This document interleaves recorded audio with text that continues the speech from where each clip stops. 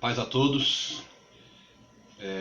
Eu estou feliz por estar mais uma vez aqui com cada um de vocês e pela oportunidade que eu tenho de mais uma vez disseminar a palavra e trazer o ensinamento, né? Que eu acho necessário, importantíssimo. Tudo que vem da Bíblia é importante. E a Bíblia é uma palavra para toda a vida, né? Palavra de vida eterna. Então, como ela mesmo diz, tudo aqui passa, mas a palavra do Senhor permanece para sempre, né? E aquele que faz a vontade do Senhor também. Então, eu estou feliz, né, com a sua audiência aqui, com a gente. E espero que esse assunto, esse tema, então, lhe traga sabedoria, conhecimento realmente, né, da parte de Deus. Eu não estou aqui assim fazendo essas lives por uma questão de conveniência, não. Eu estou fazendo por uma questão de necessidade espiritual, né? E eu quero já, de início, explicar o porquê eu escolhi esse tema, né? Alguém pode ter perguntado, por que o pastor escolheu esse tema, falar sobre salvação fora da igreja e conversão sem confissão, né? Eu escolhi porque esse assunto está sendo amplamente falado, né? Debatido e afirmado por muita gente, pessoas que estão nos holofotes, pessoas que falam para multidões. Então, isso está ficando cada vez mais recorrente e muitas pessoas que estão ouvindo não têm assim, ainda um senso crítico, por assim dizer, para digerir isso, né? Para ver se as afirmações são realmente verdadeiras, se são sadias para a sua fé ou não, porque as ações seguem a crença. Se você crê em algo, vai agir de acordo com o que você crê. Então esse é o nosso cuidado, né? A luta, tanto no Novo Testamento, a gente vê nas epístolas de Paulo, de João, de Pedro, de Judas, foi uma luta contra os falsos ensinos, né? Falsas doutrinas, as heresias, falsos mestres que surgiram. Algo que foi considerado importante tratar num primeiro século ainda, quando o cânon bíblico não fora fechado, né? E depois disso, então, houve, sim, muitos concílios para regulamentar, né, e tratar de assuntos de caráter doutrinário, para que a igreja não se perdesse, para que a igreja não entrasse em caminhos tortuosos, né? Não estaríamos aqui. Então, esse é o nosso propósito, nosso objetivo, né? Trazer a palavra de Deus, o conhecimento mais amplo da palavra de Deus para os irmãos, tá certo? Bom, eu quero começar orando, né? Pedir a Deus que me ajude, me capacite a trazer, né, esse estudo, esse seminário, né? Posso dizer assim também, nessa noite. Vamos orar. Pai Celestial, eu te agradeço, Deus amado, mais uma vez, por essa oportunidade, por estar aqui e para trazer, Senhor amado, esse seminário bíblico, nesse tema que também é um tema tão delicado, mas que é necessário que seja realmente falado, para que o teu povo tenha conhecimento e como discernir, não é? Para que o teu povo saiba rejeitar o que é ruim, o que não provém da tua palavra, e para aceitar assim o que provém da tua palavra, Senhor amado. Eu me coloco por trás da cruz, Senhor, e peço que o Senhor me ajude e me capacite a transmitir a tua palavra, Senhor, de maneira inteligível, de maneira sábia, Deus amado, para que o teu povo tenha bom aproveitamento, porque sentar-se para ouvir a tua palavra não é perda de tempo, não. É ganho de tempo e ganho de vida, Senhor. Nós cremos assim, eu creio assim. Eu te agradeço pelos teus servos que já estão aí, o teu povo que já está aí do outro lado, né, conectado. E, Deus, por aqueles que virão, prepare, Senhor amado, os corações, capacite os teus servos a entender, Senhor, a tua palavra. Eu te peço, em nome de Jesus. Amém. Bom, e eu quero inclusive dizer a você, né, que você que quiser assim, fazer uma pergunta, né, perguntar, fica à vontade, pode perguntar, que nós iremos, na medida do possível, responder, ok, a sua pergunta. Se não respondermos aqui, né, na hora, então responderemos depois. Quando olharmos, então responderemos depois, ok? Então o tema eu mencionei, né, já. Salvação fora da igreja e conversão sem confissão pública, né? Então, e expliquei o motivo, né? O motivo de estar falando sobre esse assunto, para quem ficou curioso, né? O porquê eu escolhi esse assunto, né? Tanta coisa para falar, mas eu considero realmente que esse assunto é importante, né? Com certeza. Bom, então eu quero agora fazer uma leitura, assim, um texto bem conhecido, né? Na primeira carta do apóstolo Paulo a Timóteo, primeira carta a Timóteo, no capítulo 3, versículos 16 e 17.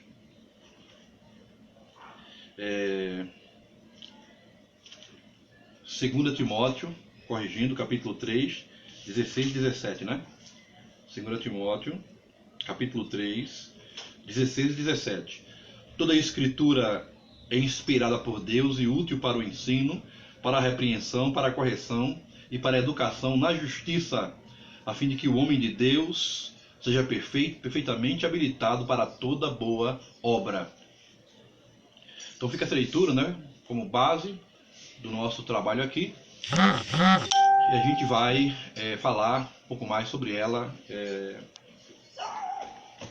doravante, né? Bom, eu quero ir direto ao ponto, né? Direto ao assunto.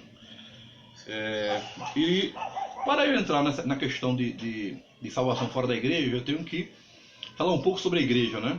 Eu tenho que fazer uma recapitulação do ministério de Jesus, né?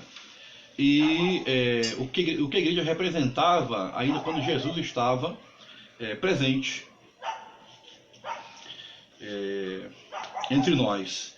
E depois de fazer essa recapitulação, que vai ser a base, né, a plataforma para tratarmos diretamente do assunto, do tema, que é salvação fora da igreja. Então vamos fazer uma recapitulação aqui do ministério de Jesus e ver o que a igreja representava, né, nesse ministério. O ministério de Jesus foi o cumprimento do plano de Deus de derrotar Satanás e libertar o homem agora escravo do pecado, né? Então, em Gênesis capítulo 3, né, e o versículo 15, que é chamado de proto-evangelho, então vem uma profecia do próprio Deus, né, dizendo que da mulher que fora pela serpente enganada, dela nasceria aquele que esmagaria a cabeça da serpente, né? E ela lhe feriria o calcanhar. Então foi uma promessa, né? E ao mesmo tempo uma profecia. E de fato houve cumprimento, né? Deus, ele estava realmente preocupado em levar à frente, levar a cabo o seu plano. Então, a gente diz que quem não entende Gênesis do 1 ao 3, não entende o restante da Bíblia, né? Para entender o restante da Bíblia, é preciso entender Gênesis capítulo do 1 ao 3, né? Principalmente capítulo 3, que é a queda, né? Então, o ministério de Jesus vem em cumprimento, né? Essa palavra, por exemplo, Jesus diz lá em João, no Evangelho de João, capítulo 8, né? Versículo 34, Jesus diz: quem comete pecado é escravo do pecado, né? Então, obviamente, Jesus vem para libertar o ser humano da escravidão do pecado, né? E, de fato, né, o ministério de Jesus foi a entrada de Deus na casa do valente e a derrota do valente, né? Isso se vê, por exemplo, quando Jesus ele está em batalha espiritual, né? Nas batalhas que Jesus teve, nos confrontos que Jesus teve, foram vários, com as forças do mal, e os demônios diziam: por que viesse aqui nos perturbar, né? Por que viesse dentro do templo, essas coisas, né? E Jesus reprovava, repreendia, etc. Então Jesus entrou na casa do valente e dominou o valente, como ele mesmo falou depois de maneira eloquente, né, para os religiosos do seu tempo. que não entendiam, de fato, o que estava acontecendo. Então foi a intervenção do reino de Deus no reino do mal, né? No reino de Satanás, para destroná-lo, né? E para libertar realmente as pessoas. No seu ministério, Jesus escolheu 12 homens para lhes ensinar a legislação e o poder do reino de Deus. Foram os seus 12 discípulos, que depois se tornaram seus 12 apóstolos. Ele ensinou e treinou esses homens por 3 anos. Estavam sendo preparados para serem apóstolos, né? Da palavra grega apostelo significa enviado, para serem enviados para o grande plano de Deus, né? Que vamos falar aqui doravante.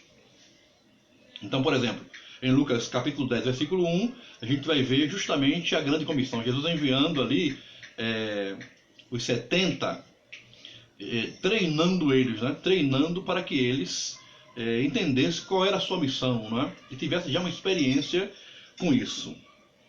Depois da sua ressurreição, Jesus os enviou. Os apóstolos foram inspirados por Deus, tal qual os profetas do Antigo Testamento, né? Isso é sem dúvida. E foram o fundamento doutrinário da igreja. A igreja, ela é católica e apostólica, né? Católica porque é universal, ou seja, não tem limite geográfico, cultural, temporal, não é? E apostólica porque ela é fundamentada na doutrina dos apóstolos, né? Eles foram os fundamentos da igreja, né? Os apóstolos, na questão doutrinária. E a igreja não pode fugir desse paradigma, né? Desse fundamento doutrinário. Bom, a igreja de Cristo, ela, né, é católica e ela é apostólica. Eu não falo da apostólica dessas recentes que tem por aí, eu falo apostólica que observa a doutrina dos apóstolos de Cristo, né? Daquilo que eles nos legaram, que eles nos deixaram. A igreja foi organizada em Atos 2, na descida do Espírito Santo, conhecido como Pentecostes, né? Então ali a igreja foi organizada. E a partir daí aconteceram as primeiras conversões. Jesus dissera aos seus discípulos que eles, se crescem, fariam obras maiores do que as que Jesus fez. E assim, de forma física, né? A nível de milagres, de curas, quem conseguiria fazer coisas maiores do que o que Jesus fez, né? Jesus ressuscitou mortos, Jesus curou leprosos, Jesus expulsou muitos demônios, curou mudos e surdos, né? Então, aquela legião que ele expulsou de demônio do Gadareno, quer dizer, a nível prático, né? Então fazer milagres maiores que o que Jesus fez, então, assim, não tem muito sentido. Qual o sentido aí da expressão de Jesus? Obras maiores seria com relação à conversão, né? A salvação de vidas, né? De ganhar muitas pessoas para o reino de Deus. Por quê? Porque o ministério de Jesus não foi um ministério de conversões, de salvação, evangelístico, né? Por assim dizer. Ele pregou para as pessoas, né? Plantou a semente do reino, obviamente, mas deixou para os seus apóstolos darem continuidade, né? À colheita. Então o ministério de Jesus, a rigor, não foi um ministério evangelístico, né? A rigor. Isso ficou realmente para a igreja. Quando ele disse que os campos estão brancos para a ceifa, né? E disse que a seara era grande e poucos eram os trabalhadores para ceifar na seara. E pediu que os discípulos rogassem ao Pai para que mandasse mais trabalhadores para a sua seara. Então, obras maiores significa conversão, salvação de vidas, né? Isso aí é muito discutido, mas esse é o nosso ponto de vista, essa é a nossa interpretação, né?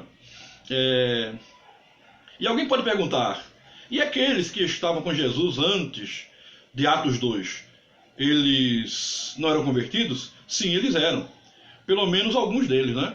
Porém, era uma exceção, já que a igreja estava sendo gerada prolepticamente, ou seja, estava sendo formada como em embrião, né? A igreja estava em embrião, mas havia ali ainda a presença da igreja.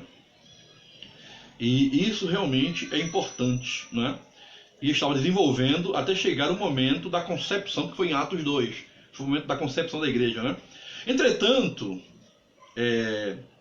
eu reitero, né, que o ministério de Jesus, em presença entre nós, não foi de conversão ou evangelístico, a rigor, e sim da abertura do reino de Deus aos pecadores. Então ele entregou a responsabilidade de pregar aos seus apóstolos. De qualquer forma, né, Jesus era o mediador da nova aliança, o autor e consumador da fé. Obviamente que, mesmo se a igreja não estivesse presente ali, Jesus tinha poder para salvar, né? Porque a salvação vem dele, a salvação vem de Jesus, né? Ele é o Salvador. Mas como nós falamos, a igreja já estava ali em embrião, né? Então Jesus, como mediador, realmente poderia salvar. Agora ele entregou essa responsabilidade, né, de pregar e fazer a colheita aos seus apóstolos. Então, algumas coisas aqui que são importantes, né? Jesus foi aos céus e enviou o Espírito Santo como o outro mediador. Ele disse: importa que eu vá, senão o outro mediador não virá, né? O outro mediador é aquele que vai mediar a salvação, né? E a gente sabe disso, né? Vai ser o mediador entre Deus e nós, entre Cristo e nós, com relação à salvação, que é o Espírito Santo que está entre nós. O que estamos fazendo aqui é fazendo a plataforma, o fundamento para as nossas posições, afirmações, interpretações a seguir, né? Por exemplo, Mateus 28, né, 19, a gente tem a grande comissão: ir por todo mundo, pregar o evangelho a toda criatura, né? Quem crer batizado será salvo, quem não crer será condenado. Então, Marcos também 16, 15, né? Então a gente tem a grande comissão. Foi justamente Jesus responsabilizando os apóstolos a pregar o evangelho. Agora, um outro parâmetro que nós precisamos ver e entender sobre a igreja é que Jesus é o seu fundador, né? Ele fala lá em Mateus 16, 18: edificaria a minha igreja e as portas do inferno não prevalecerão contra ela, né? Então ele é o fundador da igreja e o dono da igreja também, né? Isso aqui está muito claro e cristalino, né? Então, assim como Eva foi tirada do lado de Adão no seu sono profundo, né, que também representa ali morte, da mesma forma a igreja foi tirada do lado de Cristo, o segundo Adão, na sua morte, que também era um sono profundo, por analogia, né, com Adão, um sono profundo, né? Então, assim como Eva foi tirada do lado de Adão, de dentro dele, a igreja foi tirada também do lado de Cristo, quando ele estava na cruz, né? E a gente tem ali, quando ele é ferido, do lado saiu sangue e água. Então a igreja foi tirada de Cristo, né? Ele é, de fato, o fundador da igreja. Bom, isso aqui, né, é uma analogia. Agora, para a gente continuar a analogia, o filho é gerado no ventre da mulher e é concebido por ela, né? Sejam os de Adão com Eva, sejam os de Jesus com a igreja, né? Então a igreja realmente tem filhos. A igreja é chamada, por exemplo, em Apocalipse, de a esposa, né? A esposa que está preparada, adornada para o seu esposo. É chamada de noiva e de esposa. Então, obviamente, nesse casamento espiritual, né? Esse casamento analógico, então, a igreja, de fato, ela gera filhos. Bom, portanto, a igreja é o meio da graça, onde os filhos são gerados, nutridos e preparados para a segunda vinda de Cristo, né? Então aí está, a igreja é o meio da graça, onde os filhos são gerados, preparados, né? Nutridos, preparados para a segunda vinda de Cristo. É esse ambiente maravilhoso que Cristo fez. Vamos continuar, né? Bom, chegamos ao ponto agora nevrálgico, né, do nosso assunto, que é salvação fora da igreja. Isso aí já vem sendo debatido há séculos, né? E então, realmente, alguns teólogos, né, pastores tomaram essa linha de que pode haver salvação fora da igreja. Volto a dizer, né, vou repetir aqui, me permitam, e foi por isso que eu escolhi falar sobre esse assunto, porque está sendo muito disseminado, espalhado, né, esse tipo de doutrina. E eu resolvi falar, né, trazer esse assunto à luz da Bíblia, justamente para tirar qualquer confusão e para que as pessoas não sejam, né, enganadas. Pelos que dizem que sim, ou pelos que dizem que não, né? A gente vai ver isso aqui na continuação. Então, de fato, a igreja, ela é o meio da graça, né, que gera filhos. Bom, vamos continuar aqui, né? A igreja é esse meio da graça. Agora chegamos ao ponto principal. Salvação fora da igreja. É possível, não é?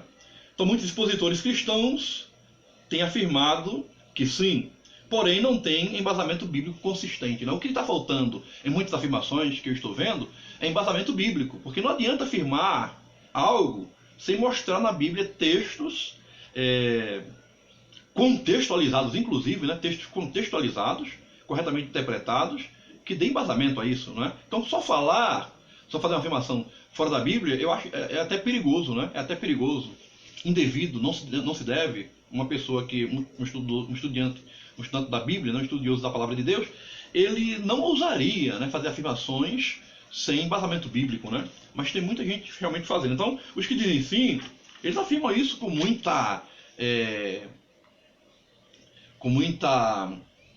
vivacidade, né? Com muita força de vontade, mas com um pouco embasamento da palavra de Deus. Bom, o que apresentam? Eles apresentam o ladrão, né, da cruz. Então o ladrão da cruz, foi o que houve com ele, né?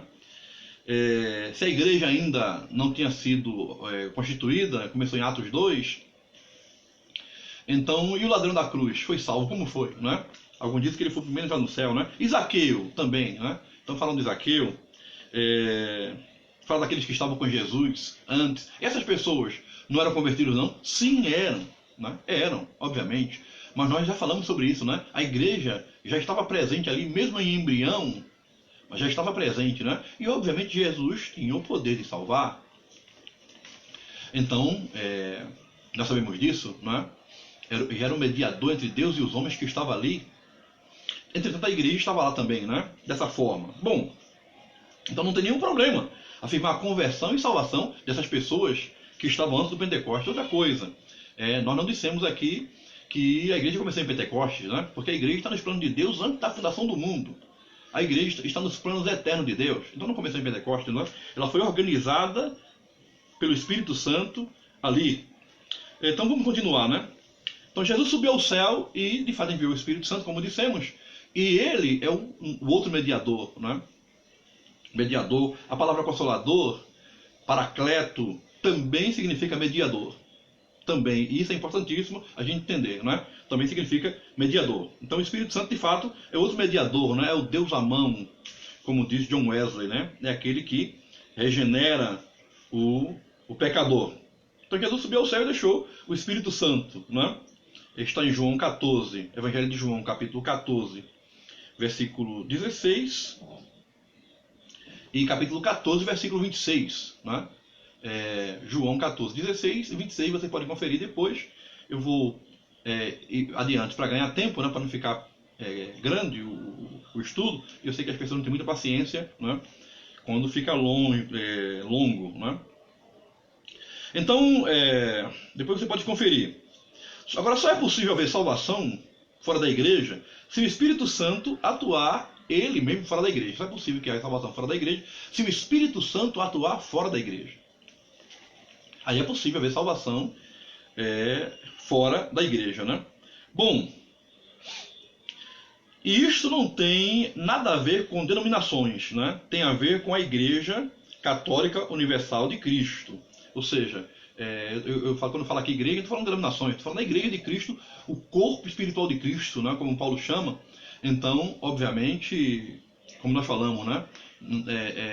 Ela ultrapassa, está acima de tempo, de geografia, não é? De cultura e daí por diante. Bom, então se o Espírito Santo atua fora da igreja, aí realmente pode haver conversão fora, né? Prosseguindo. Ninguém tem autoridade para afirmar ou negar algo assim sem embasamento da Bíblia, né? Só a Bíblia tem autoridade realmente para afirmar ou negar algo desse tipo, né? Ninguém tem. Eu estou vendo as pessoas fazendo afirmações por aí, sem base bíblica, então estão usurpando, inclusive, a função do Espírito Santo, né? São usurpadores do Espírito e usurpadores da palavra de Deus. que é algo que não pode, de maneira nenhuma, acontecer. Ninguém tem autoridade para legislar nesse assunto sem a palavra de Deus. Então, o livro de Atos, que narra em alguns pontos e descreve em outros a história da igreja, desde a descida do Espírito Santo até o final do primeiro século, mostra a atuação do Espírito Santo no início. Então vamos analisar aqui uns textos do livro de Atos, né? Fazer eu não diria uma análise tão profunda, né?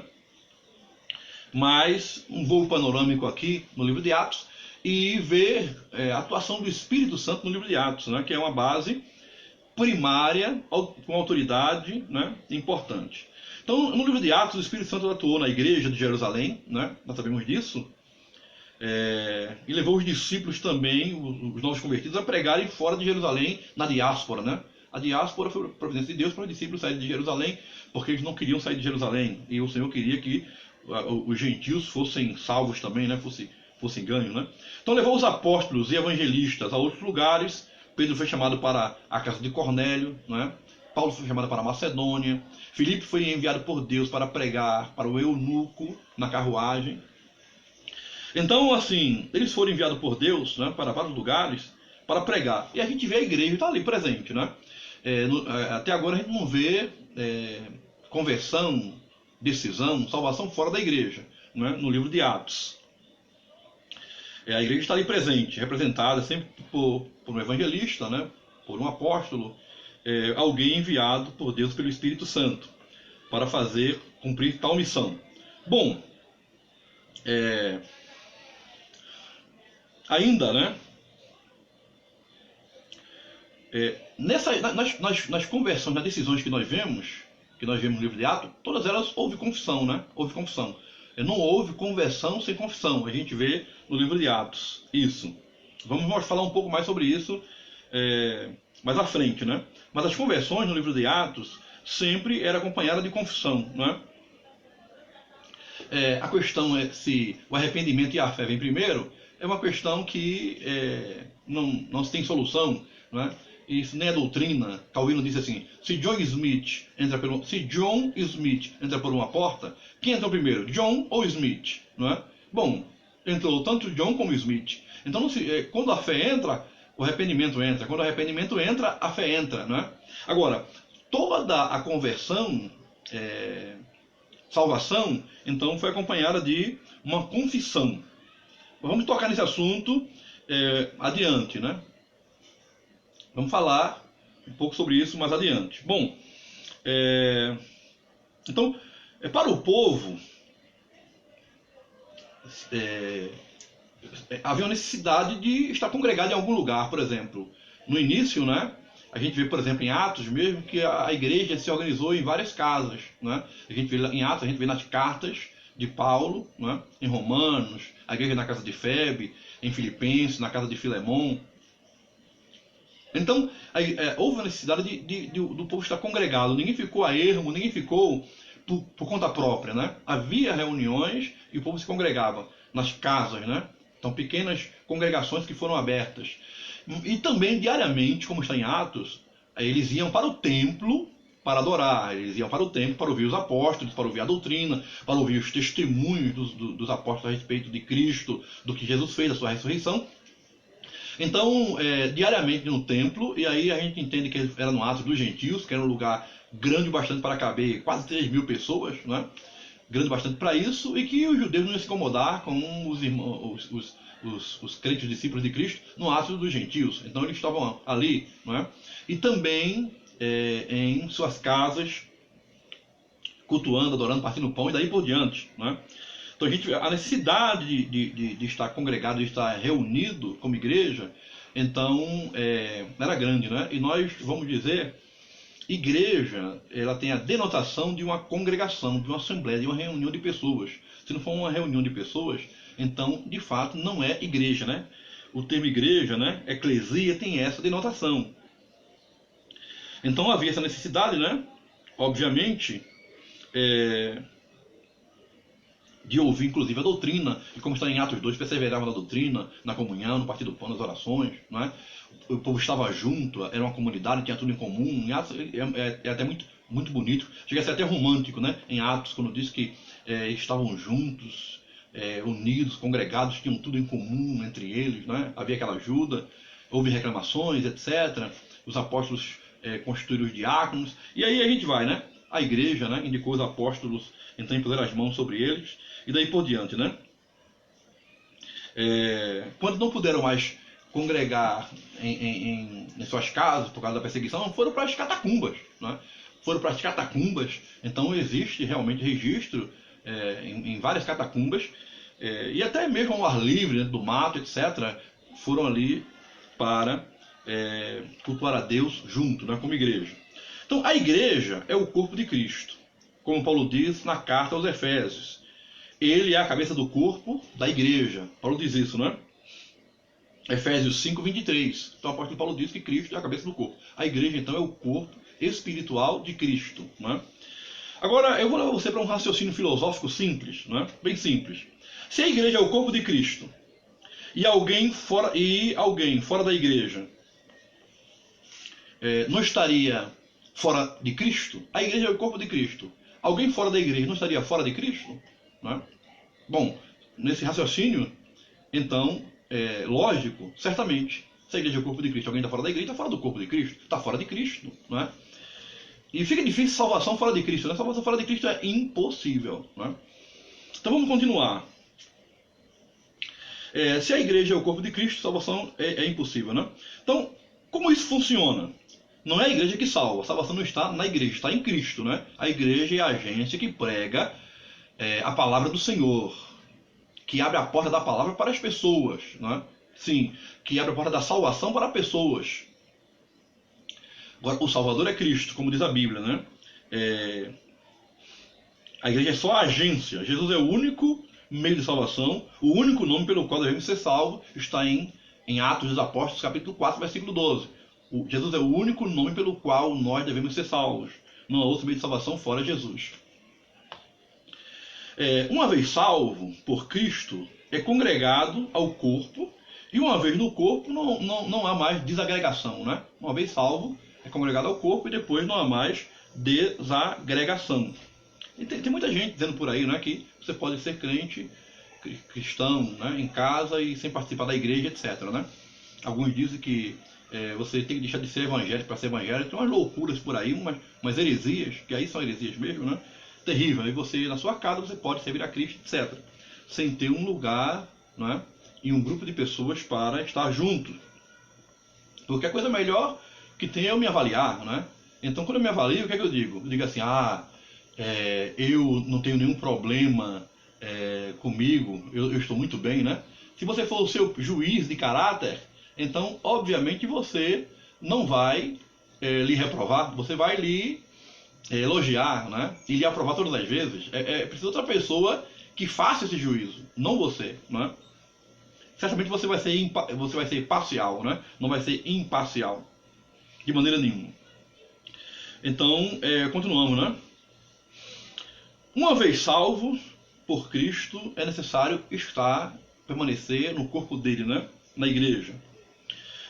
O Concílio de Jerusalém, por exemplo, em Atos 15, mostra a necessidade da igreja para mediar em muitas situações, né, doutrinárias, né?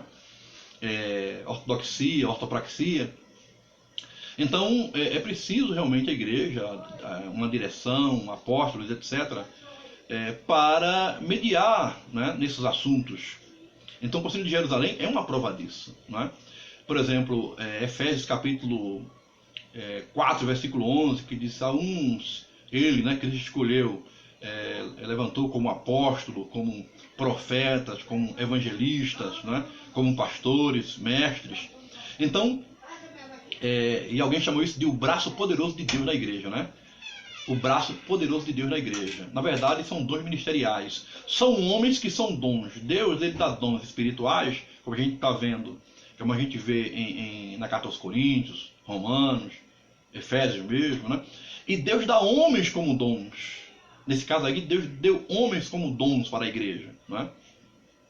Então, há essa necessidade, obviamente, de que haja uma direção, né? De que haja normas, de que haja uma organização e daí por diante, para que a igreja ela não vire uma confusão, né? Não vire um Brasil. Então é preciso realmente que haja isso, né? E também na história a gente vê que houve muitos concílios na história que, para preservar a sã doutrina, né, houve muitos concílios para tirar, varrer muitas heresias e preservar a sã doutrina, e eram concílios sérios, né, sínodos sérios, concílios, e que de fato têm nos beneficiado hoje. Se não fossem esses concílios, então nós hoje estaríamos com sérios problemas doutrinários, inclusive, né? Com certeza. Agora, vem aqui a minha posição, né, quanto a isso, que talvez algumas pessoas estão esperando. Qual é a posição dele, né? A minha posição é essa. Eu não creio que haja salvação fora da igreja, né? Eu não creio que haja salvação fora da igreja. E não creio que o Espírito Santo tenha um ministério duplo, né, dentro da igreja e fora da igreja. Ele foi enviado para a igreja. Foi o que Jesus disse: quando o Consolador vier, ele vos guiará em toda a verdade, ele vos lembrará de tudo que eu vos ensinei, né, que eu vos disse. Então o Espírito Santo foi enviado para a igreja, né, de Cristo. Então não creio que o Espírito Santo tenha duplo ministério dentro e fora da igreja. E quero lembrar, não estou falando de denominação, estou falando do corpo espiritual, não é, de Cristo. Agora, eu creio sim, veja bem, eu creio sim que há decisões fora do âmbito do templo, não é? Porque aí alguém diz assim, não, conversão verdadeira, decisão verdadeira, só no templo, não é? Não, porque muitas vezes alguém dentro do templo em um culto levanta a mão e não permanece. E alguém fez uma aliança com Cristo, né, fora e permanece. Então eu creio que há conversão, decisão e salvação fora do templo, sim, né? Mas não fora da igreja. Aí é outra coisa, né? Porque a igreja não está restrita ao templo, obviamente que não. Como nós falamos, é universal. Então eu creio que haja fora do templo, né, decisões. Mas uma vez alguém realmente convertido, então vai procurar um lugar, uma agência, onde vai ser plantado ali, né? E vai aprender, vai ser nutrido, né? Obviamente. Bom, para criar raízes, né? Porque está na Bíblia isso, né? Quando a pessoa nasce de novo, é um bebê espiritual. E um bebê não se alimenta sozinho. Um bebê não faz as suas necessidades sozinho, ele não anda, né? Um bebê é totalmente dependente dos pais. Então, um bebê espiritual é do mesmo jeito, da mesma forma. Precisa de ajuda, né? Não vai sobreviver sozinho. Ele vai precisar, até ele saber poder andar, poder comer sozinho, andar sozinho, né? Decidir sozinho, e daí por diante. Então, é uma contradição dizer que alguém pode fazer a sua confissão, vou falar sobre isso ainda, né, a sua confissão secreta e permanecer fora do âmbito da igreja, né? Então, realmente, então eu creio que há decisões e conversões fora, né, dos templos, pois a igreja não está limitada, né? Jesus falou assim: onde estiverem 2 ou 3 reunidos em meu nome, estarei lá no meio deles, né? Estarei lá presente. Jesus disse isso, né, em Mateus 18:20. Onde estiver 2 ou 3 em meu nome, eu estarei ali presente. Ou como Jesus fala lá em João 3, João 4, Evangelho de João 4, para o samaritano: olha, mulher, a hora já chegou, em que os verdadeiros adoradores adorarão o Pai em espírito e em verdade, né? E o Pai busca aqueles que assim o adoram. Agora, não se deve interpretar isso em espírito e em verdade fora da igreja, né? Não tem cabimento. Entretanto, né, depois vai procurar um ambiente eclesiástico para estar ali, né? Porque vai ter que dar profissão de fé, vai descer as águas do batismo, né? Então, como é a profissão de fé? É pública. É uma confissão pública, obviamente, né? O que é o batismo? O batismo é uma confissão de conversão pública, uma confissão pública de conversão, né? Alguém está dizendo, há um grande número de testemunhas, tanto humanos como espirituais, que ele morreu para o reino das trevas, morreu para o mundo e nasceu de novo para Cristo, né? Então, o batismo é um testemunho, é uma confissão. E Jesus diz isso: quem crê e for batizado será salvo, quem não crê será condenado, né? Ou como Pedro disse lá em Atos 2, quando os ouvintes disseram assim: o que faremos, irmãos?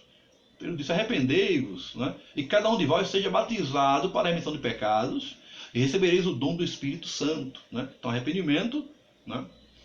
E batismo. Né? Então, e houve confissão, né? O que faremos para ser salvo? Vamos entrar ainda nesse ponto, como nós falamos. Bom, então tem realmente o batismo, que é uma necessidade, né?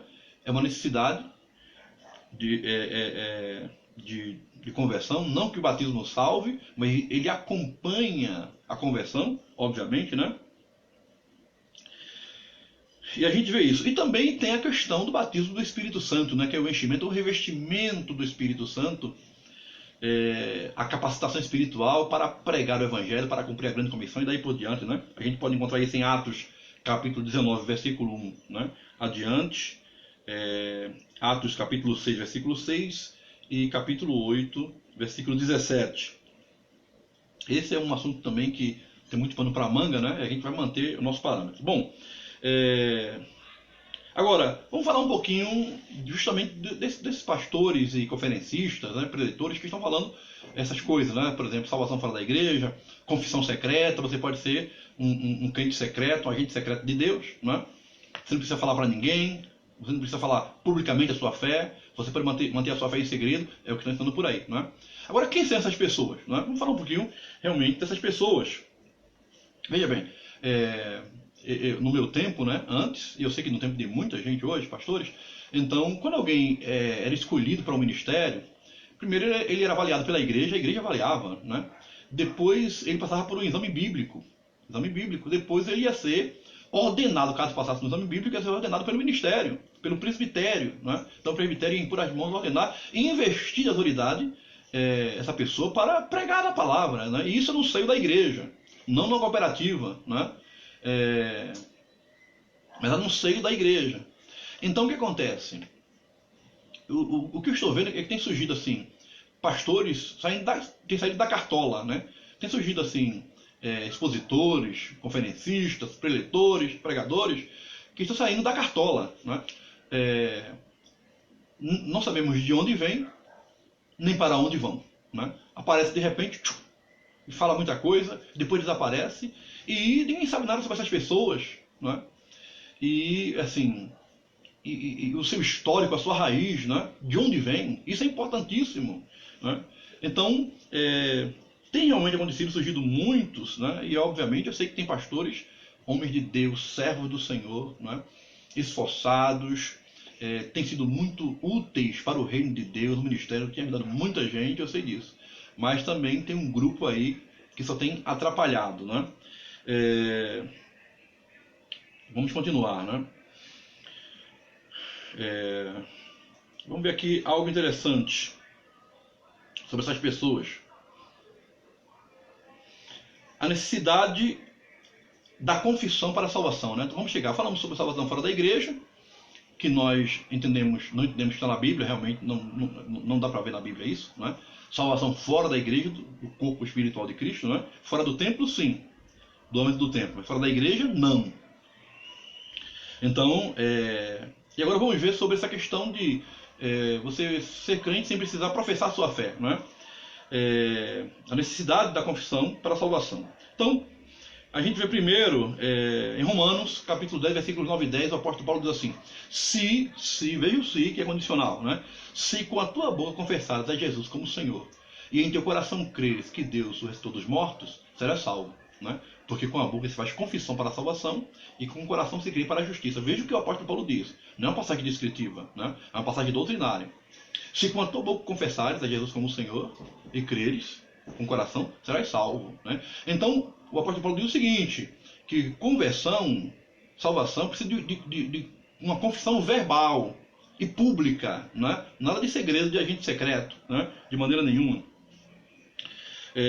Outro texto que a gente tem, por exemplo, é Filipenses, capítulo 2, versículo 11, que diz, Paulo diz: toda língua confessará que Jesus Cristo é o Senhor para a glória de Deus Pai. Toda língua confessará verbalmente que Jesus Cristo é o Senhor para a glória de Deus Pai, né? E a gente vai ver várias conversões, como a do eunuco, né? Muito bonita. Ele diz: creio que Jesus Cristo é o Filho de Deus. Ele faz a sua profissão de fé, ele faz a sua confissão, né? Para ser batizado. Então, conversão requer profissão de fé. Sim, né? Requer confissão verbal, pública. Né? Jesus diz assim: quem me confessar diante dos homens, eu confessarei diante do meu Pai. Mas quem não me confessar diante dos homens, também não confessarei diante do meu Pai. Né? Então a gente vai ver realmente muitos textos que vai justamente levar a gente, né, a entender e vai nos convencer de que nós, quando cremos, nós professamos verbalmente. Aqueles que creem devem professar verbalmente a Cristo. Né? Então não é realmente uma mensagem boa, uma boa doutrina. Né? Agora, um conselho, aí nós estamos indo para o final. Né? Um conselho àqueles que não querem ser enganados por heresias, vãs filosofias, falsos mestres e etc. Né?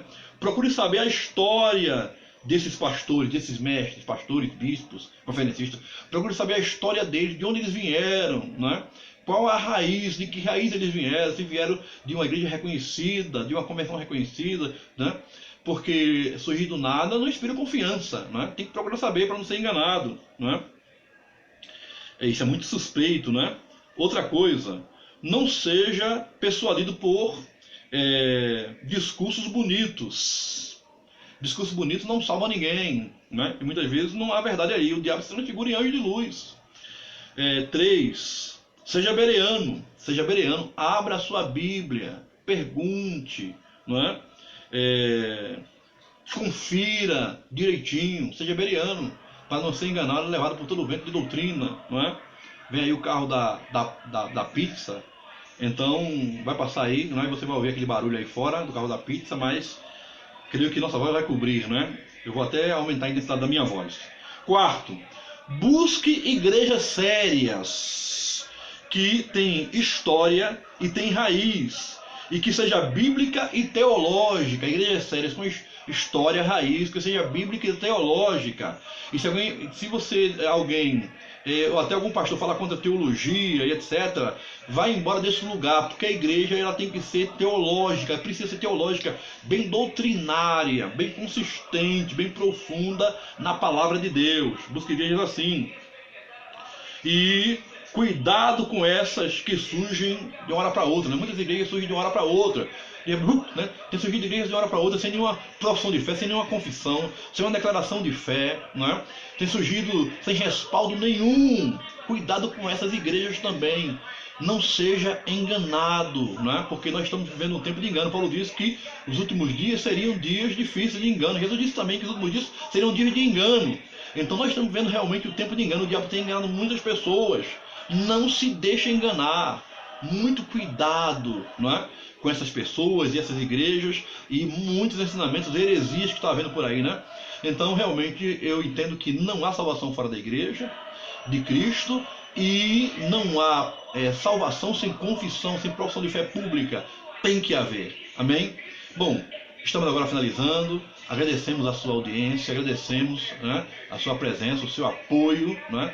Fique com Deus, fique na paz de Cristo e até a próxima. Em breve estaremos juntos, né, no templo louvando a Deus, ok? Fique na paz de Cristo.